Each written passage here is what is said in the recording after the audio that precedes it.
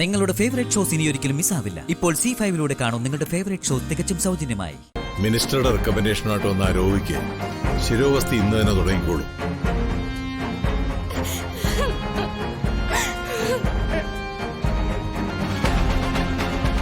ലക്ഷ്മി എന്തിനാ കരഞ്ഞോണ്ട് പോകുന്നു? നീ അവളെ അങ്ങോട്ട് വിളിക്ക്. വേണ്ട മുത്തശ്ശ, അവൾ കരയാനുള്ള കാരണം എനിക്കറിയാം. അവളുടെ സങ്കടം മാറ്റിക്കൊടുക്കാൻ നമുക്ക് കഴിയില്ല. അത് ഈശ്വരന് പോലും പറ്റാത്ത കാര്യമാണ്. സങ്കടോ? എന്താ അത്? സ്വാതിയുടെ മുറച്ചെറുക്കന്റെ കല്യാണം എന്ന്.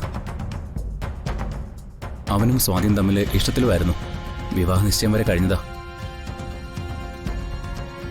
അവൻ ഇപ്പോഴും സ്വാതി ഓർത്താ ജീവിക്കുന്നത്. അവന്റെ കുടുംബവുമായി ശത്രുത ഉണ്ടായിരുന്ന ഒരു കുടുംബത്തിലെ പെണ്ണിന്റെ കഴുത്തിലാ അവൻ താലി കെട്ടാൻ പോകുന്നത്. ഈ രണ്ട് കുടുംബങ്ങളും തമ്മിലുള്ള ശത്രുത തീർക്കാൻ രണ്ട് വീട്ടുകാരും കണ്ട പോംവഴിയാ ആ കല്യാണം. എനിക്ക് മനസ്സിലാവുന്നുണ്ട്. സ്വാതിയെ പാതിയും ഗ്രസിച്ചിരിക്കുന്നത് പാപദോഷമാണ്. ആ വിവാഹത്തിന് മുൻപ് സ്വാതി നടത്തിക്കുമെന്ന് അമ്മ ഒരു വെല്ലുവിളി നടത്തിയിരുന്നു. അവൾ അഖണ്ഡ ജ്യോതി ശിരസിലേറ്റിയതൊക്കെ അതിനു വേണ്ടിയാ. അതിനായിരുന്നല്ലേ സ്വാതിയെ എഴുന്നേപ്പിച്ച് നടത്താൻ വ്യഗ്രതപ്പെട്ട് അവൾ എന്റെ പിന്നാലെ നടന്നത്? അതേ മുത്തശ്ശ, ഇന്ന് ആ വിവാഹം നടന്ന രണ്ട് ദുരന്തങ്ങളാണ് സംഭവിക്കാൻ പോകുന്നത്. സ്വാതിയുടെ മുറച്ചെറുക്കാൻ ജീവനെടുക്കും. ലച്ചു വീണ്ടും ശിവക്കാട് കയറും, പരമശിവന് മുൻപിൽ പ്രാണത്യാഗം ചെയ്യാൻ. ഗോവിന്ദ, ഞാൻ പറഞ്ഞത് സത്യം മുത്തശ്ശ. ലക്ഷ്മി സ്വാതിയുടെ മുറച്ചെറുക്കനൊരു വാക്ക് കൊടുത്തിരുന്നു. കതിർമണ്ഡപത്തിൽ മുഹൂർത്തത്തിന് മുൻപ് സ്വാതി എത്തിക്കുമെന്ന്. അവിടെയാ അവള് തോറ്റുപോയിരിക്കുന്നത്.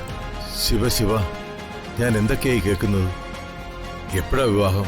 മുഹൂർത്തം അറിയാവോ ഇതിന്? സഞ്ജുവും മറ്റൊരു കുട്ടിയും തമ്മിലുള്ള വിവാഹത്തിന് മുഹൂർത്തം 12 മണിക്കാ. എന്നാൽ 12:30 മുഹൂർത്തമെന്ന് ശങ്കരശാസ്ത്രികൾ പറഞ്ഞിട്ടുണ്ടത്രേ. എന്താ മുത്തശ്ശ ഇതിന്റെയൊക്കെ അർത്ഥം?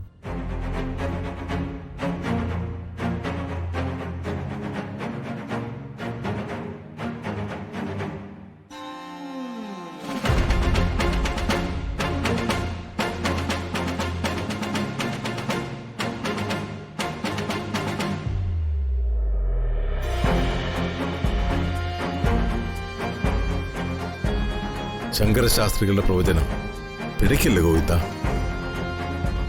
ദേവാസുര യുദ്ധമാ എന്റെ മനോമുഗ്രത്തിൽ തെളിയുന്നത്. അസുരശക്തി ജയിച്ച ചരിത്രമേ ഉണ്ടായിട്ടില്ല. സത്യം പലപ്പോഴും ഇരുൾമൂടി കാണപ്പെടുന്നു. എന്താ അത്? അതിനെ തടഞ്ഞു നിർത്താൻ ഒരു ശക്തിക്കും സാധ്യമല്ല. ഒരു നാൾ സൂര്യശോഭയോടെ ഉദിച്ചുയരുക തന്നെ ചെയ്യും. സ്വാതിക്ക് നടക്കാൻ കഴിയണ്ട മുത്തശ്ശ. ലക്ഷ്മി പ്രാണത്യാഗം ചെയ്ത നമ്മുടെ കുടുംബത്തിനേറ്റ ശാപമായിട്ടത് മാറും. അപ്പച്ചിയുടെ അനുഭവം നമ്മുടെ മുന്നിലുണ്ടല്ലോ. ഇനിയുള്ള തിരുനാടകം ദൈവത്തിന്റെയാ. എന്ത് സംഭവിക്കുമെന്ന് പറയാൻ മുത്തശ്ശന് കഴിയില്ല ഗോവിന്ദ.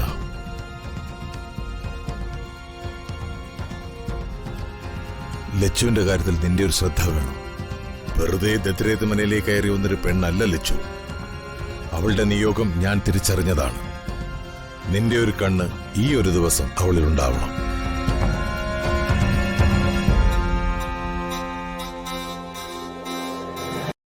ഡൗൺലോഡ് ചെയ്യൂ C5 ആപ്പ്. കാണൂ എല്ലാ എപ്പിസോഡുകളും സൗജന്യമായി.